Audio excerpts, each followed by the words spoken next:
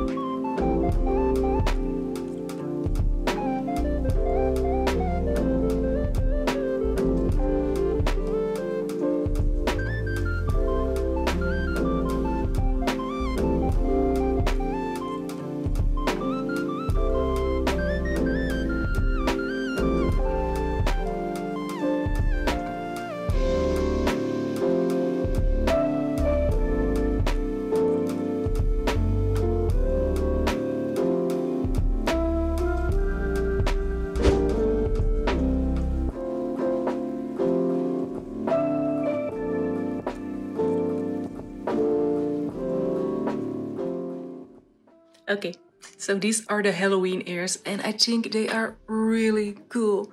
And the spider is there in the middle. You don't see it that much, but I think it's really cute. And I'm going to try to show you the back. Okay, I don't know what you see, but I hope you can see the back. Now, thank you so much for watching, and I really hope you liked this little DIY. And if you liked it, please push the like button. And if you want to, please subscribe also, because it helps my channel out a lot. And hopefully I will see you next time.